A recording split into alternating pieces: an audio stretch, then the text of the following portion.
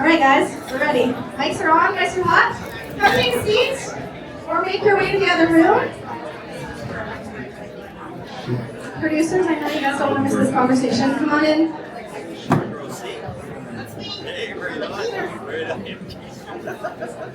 All right, guys, it's my pleasure to introduce Bill and Kenny back to the stage with a lineup of some of their favorite food buyers here. I'll pass the mic off to you. Thank you. Sort of. So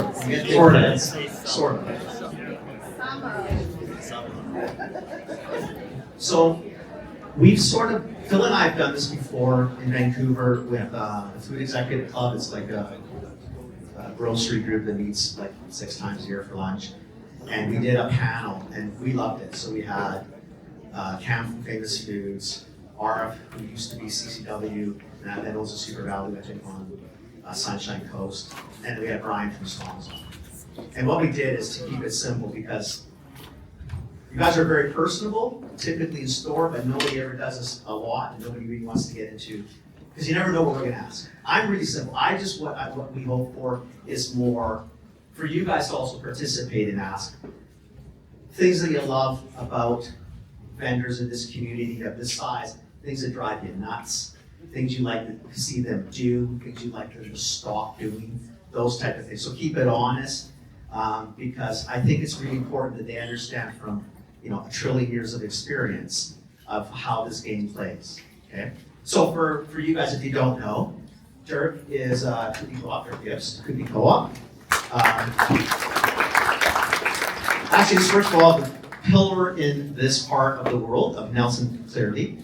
Danny Ferraro. Danny's family's owned the Ferraro Foods, used to be Super Values, F&W Wholesale for 80 years. No, what do you guys, 1943? A long time. 1950s, 43. So 1943, so they've been around for a long, long time. It's always been family. Jimmy, his dad, believed in slave labor, no issues, had no qualms about it. The kids were in the stores at 3, 4 years old. You can ask him, his aunts were even worse. I wouldn't want to piss Nella or Esther off because they terrified us as kids.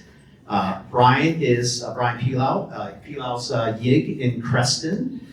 Phil and I were lucky to meet him last year, same time we actually met Dirk, I think on the same trip. Super cool store. We loved it because between him and Zach, like just the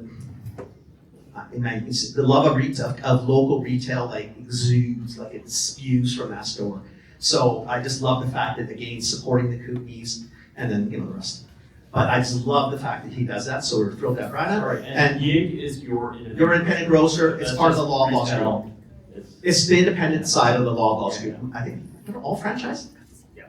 Okay, well he'll tell you that anyway. But they're all franchised. But typically the owners are awesome because they have wiggle room. And if you get far from the mothership of Toronto, even better because then they can do even more fun stuff. Right, Brian? You bet. There's nobody from Loblaws here, right? Palle, I've known Palle probably 25 years. That's what Palle said, too long. 30 years maybe? Actually, probably, yeah, maybe. So Palle was at London Drugs when I was at London Drugs. He was in the stores and then went into ops, let's call it that. District manager, ended up running, in essence, trying to corral buyers, which, forget it, they're impossible.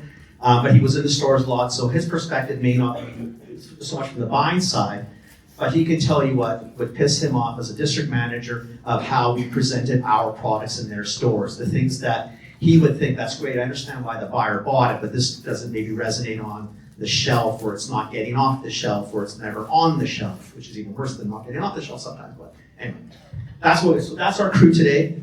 Kootenay Co-op, Ferraro Foods, Pealow's, Yig, Georgia Maine now. I said London Drugs, but he is now with Georgia Maine, doing the same thing you did in London, and a few other things. Looking after operations, marketing, and e-commerce. There you go. So what we can do is, should we have them just a little, or are we done that now? What do you guys just want to say a couple of things and then we'll move into. Just for those who may not know, really hard hitting questions. I'm sure most people know you guys, but they may not know you guys. My name is Dirk, born and raised in Saskatchewan. Moved to the Kootenays in March of 2023 and started off my grocery career with Choices, and then it was purchased by the Jim Pattison Group, and so worked with them for a while, and then moved out here to the Kootenays for a much different grocery experience, and it's been fantastic. So that's a bit about me. Danny Ferraro. I've been Yeah, it was 5 years old. 4 or 5. But, so it's been a lot of years. I run anything fresh, anything cooked, anything prepared, outside of meat. And you can ask me anything you guys want. Brian Pealow, owner of Pealow's Independent Grocer in Creston. Born and raised in Ontario, little tiny town called Campbellford, which is in between. You know it? Come on! That's cool. My family farms in Trent Hills. Hey, right on. She does know it. Awesome. In between Ottawa and Toronto, little tiny town. Lived, worked all over Canada. Purchased the business 8 years ago. It's my paradise. So happy to be there, here, meeting all of you guys. Yeah, ask me anything. Just quick note, numbers guy through and through. Got some degrees in it, so I love chatting about MSRPs and margins and volume and all that kind of stuff. So ask anything you like. Thanks for having me. My name is Palle. I was born and raised in Denmark. That's where I got the funny name. I've been with the H.Y. Louis family of companies for 36 years. I spent 26 years working with Ken and him driving me nuts and not having stuff on the shelf when it's supposed to be on the shelf. I moved over to Georgia Main Food Group, which, if you're not familiar with us, we have 2 brands, Fresh Street Market. We have 8 stores, a 9th opening in Kitsilano in a couple of weeks. And IGA BC is our brand as well. We have 21 stores there. Our Fresh Street Market brand, if you haven't been to a Fresh Street Market, I encourage you to go to our website or follow us on social media. We do not chase the price customer. We are eager to find local producers and local products that customers want. We feel that we do it better than anybody else in the conventional grocery space. Thanks for having me here. I'm thrilled to be here. Cool. Thank you. Thank you. So think of your first question, but for you guys, right? You just heard intros, so if you use me as the brand voice here, because I spent a lot of time on that side, there's different things you want to ask each of these guys, right? Like very different things. You know, so Danny, for example, if I just use Danny as an example, Danny told you that you can ask him anything about the store, but he actually told you what categories he looks after, right? So if you're not in those categories and you go and say, hey, I'd love to get listed in the store, he'd go, you have nice products, right? So just make sure that, like, you as vendors, what you're trying to do is when they're talking, you're absorbing everything, but you're also segmenting some of that information, right? Because each of them can give you something different that helps you learn something about your product and where to go, okay? Pick up like for the Danny question, it might be, yeah, I understand you buy fresh and produce. My product is shelf stable, it's a cereal, it's clear to cereal, who would I talk to? Right. That's a better question. And then you can still pick his brains, but at least he knows that you listen. He's not going to influence this. Maybe if he even tells David's not going to listen now because he's not going to listen to his older brother. Who knows, right? There's a family dynamic in there too, right? So he knows it's true, but that's all good. So just like Phil said, it's listening to what they do, what they buy, what they're responsible for. Is your product a fit in there? So whether you're pitching a product at that point or you're just asking some really cool questions as to tell me how this insanity game of retail works, whatever it is. Yeah. Question, you had a question for these guys. I can't remember what I was going to ask. You don't remember? I don't remember. I had a start and I already forgot. So let's start with a pretty simple one. As you work, when you work with local folks, what is it that you hope to see from them? And then what is the one thing that you consistently don't get in those experiences? Yeah, Mike, you want to start? Maybe more from an operational point potentially, but. Yeah, so we covet the local producers. We're really interested in helping you. Some of the issues that we run into is, you get into our stores and you can't produce enough product for us, which is a great problem to have, but it creates a cycle of dysfunction that, as Ken said, you can't sell empty space. When a product goes on ad, if it all of a sudden takes off, you run short before the ad starts, that hurts our customer, that hurts our credibility. It certainly hurts your credibility, but as a retailer, when we put an ad in place, if we don't have the stock to supply that ad, that hurts our credibility. Our customer doesn't see that as your problem, they see it as our problem. And that's the credibility issue that we have. So we are very proud as an organization to work with smaller brands and help them grow. Your success is our success. I think when we started talking about margin, one of the things that got called out is as much as possible. But it has to work for both of us. If you're not successful, we're not successful. If we're not successful, you're not successful. So we value the relationships that we have with vendors. We see ourselves as a different organization. We're not a national player, we're a regional player. And it's important for us to have relationships with our vendors that work both ways. So we're not going to try and squeeze anything out of you that others may try to. And the relationship is really important. I have two. The first one would be proper cost analysis. So, across the country with vendors that I've been working for, local vendors, see people who have built a product and don't know how much it costs them to do that. So we're sitting in a room with a table and trying to pull numbers out of the air, which can be frustrating, but also challenging too. So it would be a challenge that I would throw out there to anybody across the country to say, do you understand all the costs that go into your product? And keeping in mind too that you got to pay yourself too. So there's the old cliche term, while a business doesn't make any money for the first 3 years, you gotta, because passion is great for the wonderful products that you have, but you gotta make some money at the end of the day. The second one is knowing your vision of where you want to go. So anytime I get a chance to sit down with, and there's a ton of local vendors in the room that we sell in our store. So any chance that I get to ask them, what do you want to do? What's your long-term goal with your business? Keeping in mind that out of little tiny Creston, out of our store, we sell millions and millions of units of product every single year. So if I'm thinking about selling millions of your product, and that's not where you want to go, we got to have that conversation so you can say, hey, look, and I'm happy with all of it. So we have people that do want to get to that level of volume. We have some people that say, I'm happy just selling to you.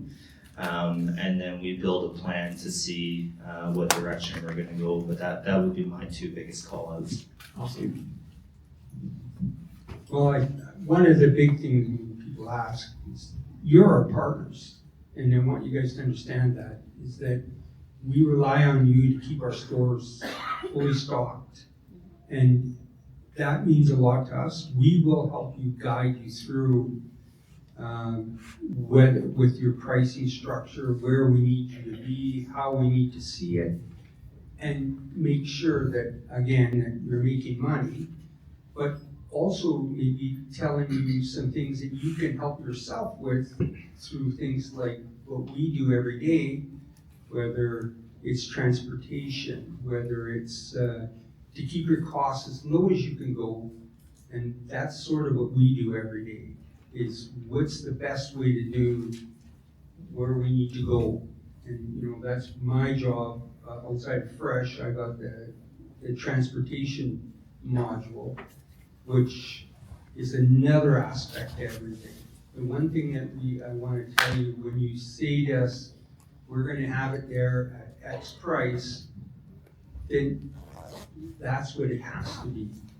If you come to me in 6 months, well, I don't really want to drive up to Roslyn, or it's going to cost me $25, so that wasn't in the conversation. So these are the kind of things you can say, hey Dan, do you think I can put it on your truck? Yeah, no problem.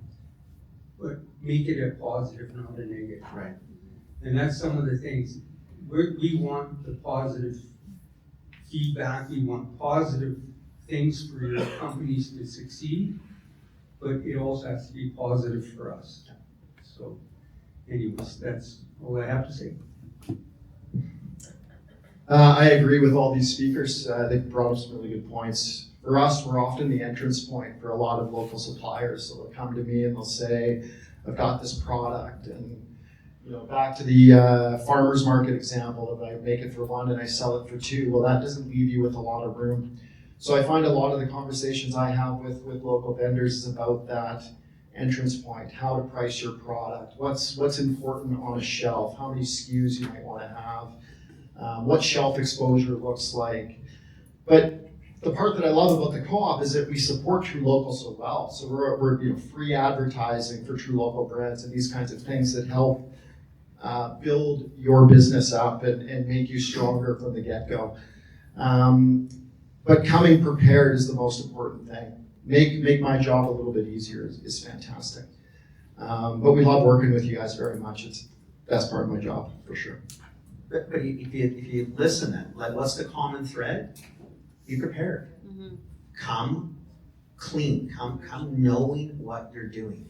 They all bring up the same sort of points. It's maybe different wording, but it's really and truly, this is your business. This is not normal people. These are really nice retailers. Okay? This is not the world. This is why I worry sometimes when we do things like this. Not normal. Nice people. Right? The higher up you go, they don't give a shit if you don't know stuff. That's your problem. I can't ship it to you, Dan. I'm lobless.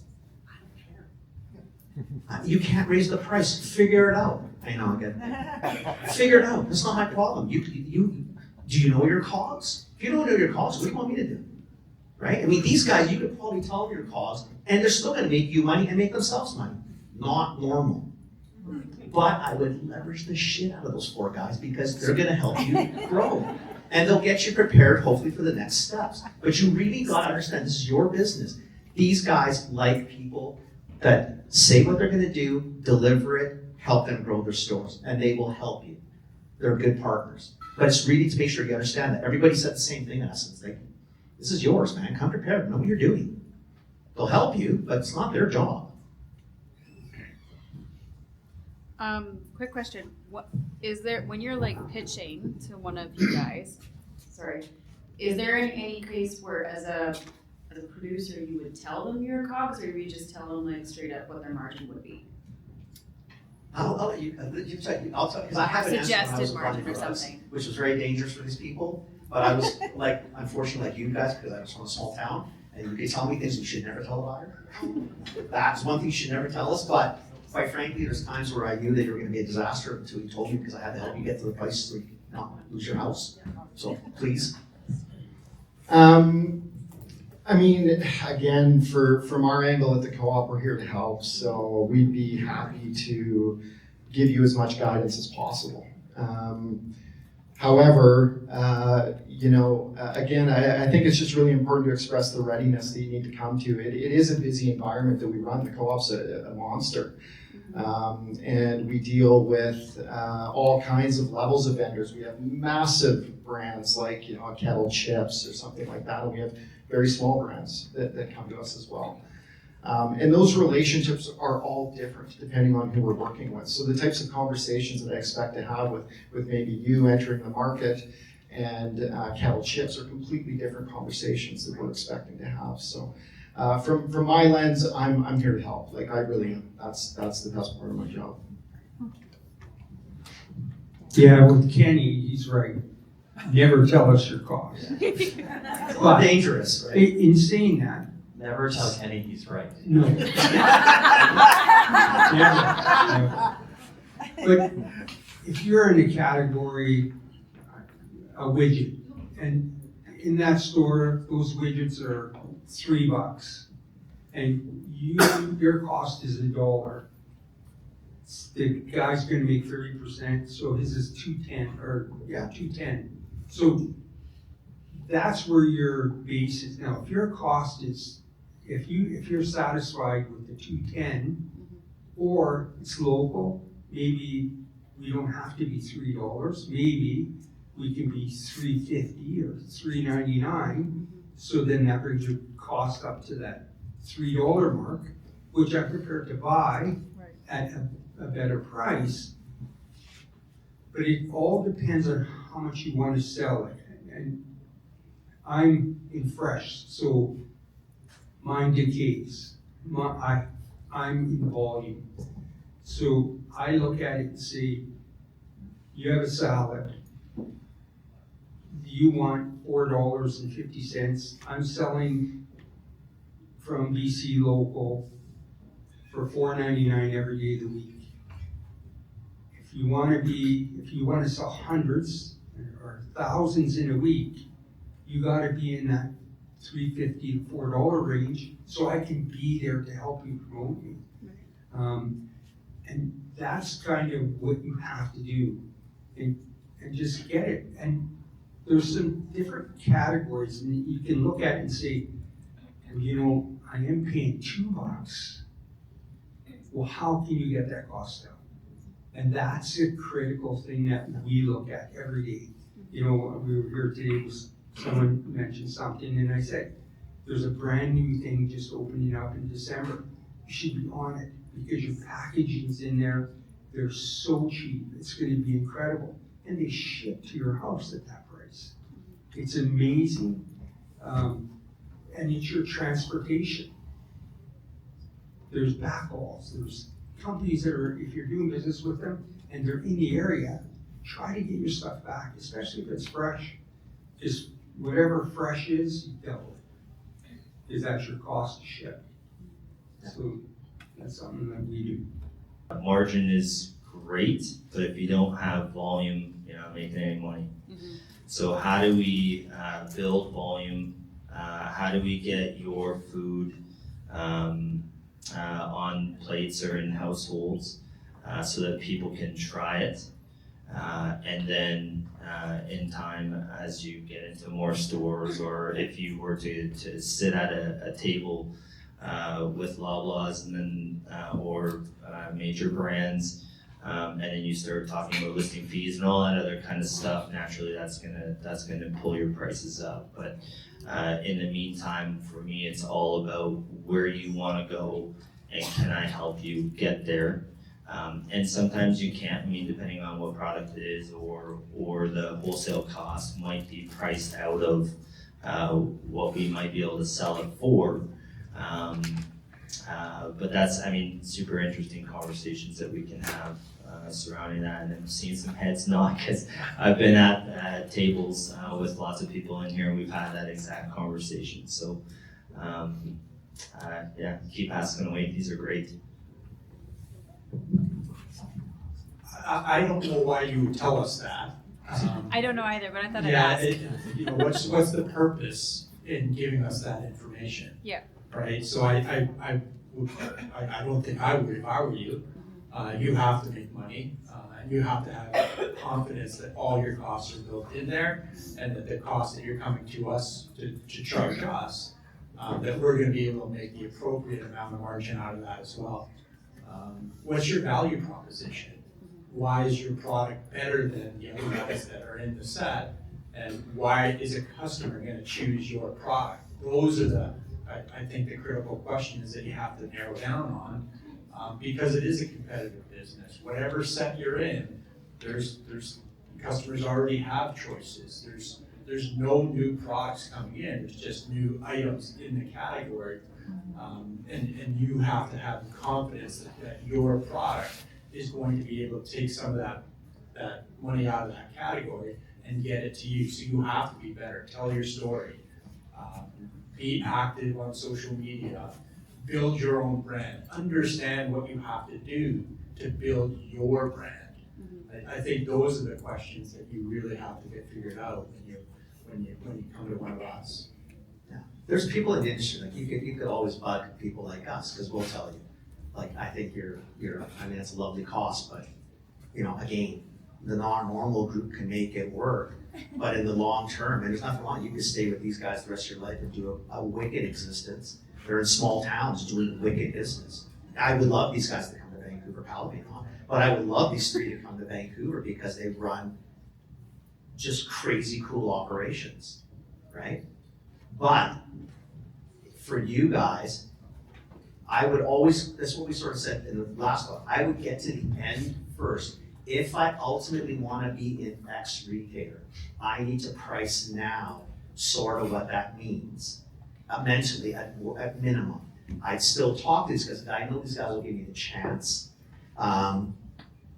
If I keep it local for the while, even you've got enough locations that don't have visibility of motherships and monster retail, which is usually the problem, right? So some people online said, look, seriously, you're selling these guys for this and you don't get into that mess, is that you gotta do that research. You gotta just, these guys are great to get you going and they'll help you. I think you guys, or us, like, because I have brands too, right? Is I need to get to the end of the road, figure out what it looks like, then I would probably sit with these guys and say, okay, this is what I have, this is my cost, this is what I'm thinking about retail, what do you think? And if I have a good relationship, because I think I've heard that word about 3 dozen times already, I'm probably gonna get some advice. To Brian's point, I may not like the advice, I may not like being told that you really shouldn't do this, because maybe you shouldn't, but you'll get some help. That's what this group should be used for in a lot of ways. These guys are a wicked sounding board. They know their customers inside out, like they really get it. Yeah. I have this weird headset thing, so Could run with the mic. Hi, I'm Amber McGregor, Community Futures. Brian, I love you. Thanks for being so cool and so great. We work with lots of businesses that are moving from the farmer's market and want to go wholesale. They don't know what they're doing, they're brand new, they love their product, they are still learning business. I want to know a couple of things. What can we do as an organization to support them before they show up here? And then what do they need to do to get an appointment? So those steps. So how long do they need with you? Is it a 5-minute pitch for the first time, 10 minutes the second time? You know what I mean? Give us a little thing. Are you easy to get to, Right. right? And I'd love to hear from the panel. So what do you need to get in the door? You need a great product, right? You need something that catches the buyer's eye and catches their attention. Again, your value proposition. Why is your product deserving of going into that set? And that might be hard to hear, but it has to have a reason to get on the shelf in an already competitive set. You know, I am not a buyer, but I see lots of buyers and I watch how they act. And they are difficult to get into, mainly because everybody wants to see them. Everybody's got a product. You know, the amount of hot sauces I see cycling through our office is unbelievable. You know, so what is it about your product? What's the story? And that's gonna catch someone's eye. Yeah, I mean, for you guys, not necessarily screening, but maybe helping some of the, let's just stick with farmers market based businesses. So if there's a chance to sit down and maybe talk to them and say, like, where do you want to go? What is your vision? All that kind of stuff. In terms of timing, I'm gonna hopefully get some laughs out of the local Creston group, but and maybe even is Damon in the room as well. But so I'll start with Damon first, and then I'll work backwards to the local group. So the first time I met Damon, and the point I'm getting at is passion. So I love talking about your passion, and I will sit like with Damon in my office for 4 hours talking about things that he's passionate about. And then, I mean, Joe's sitting back there too. Him and I have probably spent hundreds of hours talking about vision, and all around the room, all the Creston businesses. I love making time to talk about your passion, and I try not to have a cutoff. If it means the day is longer and the plate is fuller, and I mean, that's just how it is. But at the end of the day, and the reason why I do it is because it gives me good insight into what you're trying to achieve. So an ask maybe from you guys would be, maybe you don't have that much time, but if there's a way to gather some of that information, and then if you're coming with a list of people who want to get into the business, say, hey, I have these people, here's this snapshot of kind of what they're looking for, or what they want to do, where they want to go, then it's something that I can start to think about, and then we can, I don't know, I'm available in small town, you see me all over the place, so yeah, stop me on the street, see me in the store, and then It's not normal. Not normal. Not the first time I've ever been called. Not normal. I think the biggest thing is that you can help everyone in the room. If they want a widget, you're selling a widget, do all the research at all these stores to what that widget sells for. How are you gonna make it? What is gonna be unique that's gonna catch my eye? Is it gonna be packaging? Is it gonna be just the way, a different flavor or whatever it is? But at the end of the day, you have to be prepared. Buyers, even, you got lots of time, that's good. But buyers, you might have 10 minutes. Am I right, Ken? That's how you feel, Yeah, right? and Less if I know you're not prepared. yeah, and if it's intriguing, yeah, let's see what we can do. Well, how are we gonna put this together? How is it gonna be a win-win? For us, it's gotta be a win-win. Danny, if I'm trying to get so do I phone your store? Yeah. Ask for you directly and book the 10 minutes, is that? Yeah, for sure, or you can just phone, give you my cell number, everyone has it. Again, Just that's phone. definitively not normal. Yeah. Okay, just so we're clear. Would that be the same as you, Palle? You can try. Yeah. I'm not sure you're gonna get that appointment. Yeah, I think you have The to. first sale is the appointment, and that's why I'm asking. Yeah, appointments are hard to get. You have to be persistent. Yeah. Right? Send a sample in, right? With a story. Yeah. Right? It's that type of thing. A lot of buyers are going to resist talking to you because they're busy. They have their appointments are already booked up, weeks in advance. So, getting them a sample, making sure they know your story, then when the phone call comes, they're more likely to take the appointment. Yeah, appreciate that. Dirk answer, and I'll throw another one at you that you might want to let people know. I'd help the folks you're working with be as ready as they can be with their business, whether that's their costing, their website, their product packaging, their story. The better prepared people come to a meeting, the easier that meeting goes. The more quickly we can move to whatever that next step might be. Hey, we'd like to bring you in, or what are you willing to do to support your product? Do you have some marketing spend that you want to give up front? Or are you offering a listing fee? I mean, with our true local vendors, we don't ask for any of this stuff, but it's it's an important consideration. That's what I would say you guys could do the most when you're consulting with people to get them ready to come in and talk to us. Well, and your store is so generous, your portfolio is so generous. We want to just be respectful if we can serve some of that. Like I said earlier, it's my favorite part of the job is buying and working with those relationships. I just think they're so great. I love you guys. Yeah. I know. Do you want to move here? Listen, so I'm gonna give you the big picture. So at J&J, right? So we used to call them Walmart. We're probably 30% of their business, right? So we're big, right? You know how long you get with a buyer? I get an hour. I get to book it 4 weeks in advance, and then out of that hour, he'll be 15 minutes late, and he needs to leave 15 minutes early. Okay, and I literally, when I was at J&J, I probably more money than gone. I could do anything the buyer wanted. I get a half an hour. This, Not normal. you guys are crazy. Like that's Crazy just good. unbelievable. No, it's like really, you just need to recognize what you have and then what's there. So you need to leverage the resources that you have to be ready because they have time for you. But that doesn't mean that you should use it to learn how to be prepared. If you go there prepared, it's just that much better. Now we have 5 minutes left. I already have 2 committed questions. I apologize, and then we'll just have to. And then once again, they're around, right? They're not leaving the country. Just to throw a little bit of a wrench into this, for those of us who are in some of your stores, but now we're wanting to expand and we're all small scale, but we're busy.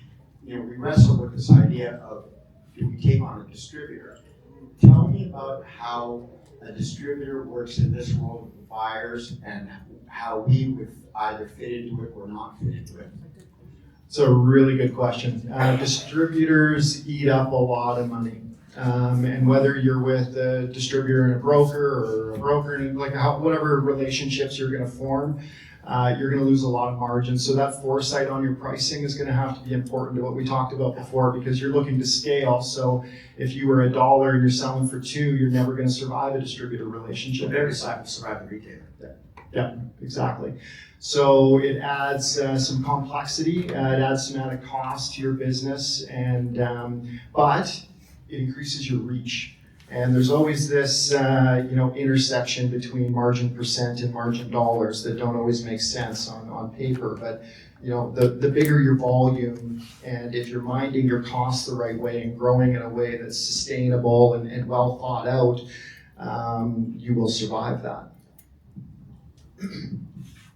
Pick your distributor very carefully, because that distributor might have 100 items he's going to sell. So yours is at the bottom of the list because you're the newest. I can't tell you enough. If you can do it, create your own, do it yourself. The one biggest thing, and I know when we were talking over there, is prepare yourself, because you're going to go to the next level of retail. How many hours? What kind of life do you want? Because at the end of the day, you're going to go from maybe 20 hours a week to not sleeping. And is my truck going to make it? Am I going to get it? Because there's so many things. You miss your time.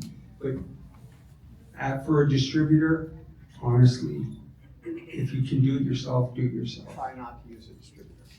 My opinion. I'll give you guys a different spin. You've heard this before, but remember 3 words: crawl, walk, run. And going from selling in one store, and just like these gentlemen said too, is knowing what distributor you're talking to and how many stores you could be supplying if you got onto their list. You could go from crawling, say, just in my store, one single store, to light speed running, and now you're in several hundred. So what I would just caution you about is the operation that you have now, is it fluid? So are there any hiccups? Is there anything in your operation that you would say, I wish I could get better at, or I need to get better at if I'm going to make the next step? The next thing would be, if I go with whatever distributor, is how many stores now times what I have by that amount. And then if they can give you an idea of projected volume too, would be the next one. So just previous, I've seen lots that have tried to make the jump and they went. Be careful what you wish for. Yeah, that's exactly it. So if you're not ready, and like I said before, and I'll be an echo of that all the time, is understanding at the end of the day, where do you want to go? How big do you want your business to be? And where do you want to put your ceiling to make sure that you don't make the wrong phone call and end up being way bigger than you ever wanted to be. Yeah, that's it. What I would say is I hope that was part of your plan from the beginning, because and you're adding another layer that is going to make things a lot more complex, and you lose some control over what's going on as well. So, you know, if that wasn't part of your plan originally, making that decision is going to be really difficult and could cause you some real problems. So, for those that are just starting out, you know, that should be part of your plan if that's where you're going to go. Making that decision after the fact becomes a problem. You need to build it in up front. So, and that's why when we talked even this morning, get to the end. You start with the retail, give the retailer 40. They take 30, 10 to you, 18. Build in the 35 for the distributor. They take 25, God bless them, 10 more for you. Build the broker in at 10. They take 5, again. I build everything in for the worst case scenario. Because when I talk to them, because I know, again, way too nice, is that they're probably gonna wanna go direct. I like doing the first few close to homes direct, because I learn shit. I can go in and talk to them. But with my stuff, I have distributors on all my products, and I always have. I build it in. Like because I don't want to run to Creston and Nelson and then Trail, then I gotta go to the coast. I ain't doing this. And as a buyer, I don't mind doing direct if you can support going to a warehouse, not with 6 pieces on a pallet. I want pallets. So if you can't do that, I'm not interested. I'd rather you go through a distributor. They're already coming to me with 15 lines. My hour is a great hour. Bang, bang, bang, bang, bang, 1 PO, away we go. So there's no right or wrong answer. I would assume that these guys, and I know him as well, their companies do a lot of direct to store. And I think they would rather you did it yourself because the margin structure is better. But I would tell you, right, this back to the cost question, I would never tell them, I build all the shit in. Because I can help them out of the ways. That costs a little high. Tell you what, Dan, how about if I give you $2 a case every month so you know what I mean? I got the plane now, I got the money. But I'm prepared. So it's always back to the same thing, prep. You have to know what you're doing before you talk to them. These guys are way too nice, they'll help you. But you can't do that. You've got to know what you're doing before you hit them. Okay, so unfortunately, I think we've run out of time. So, as always, guys, thank you so much. Thanks for doing this. Like seriously.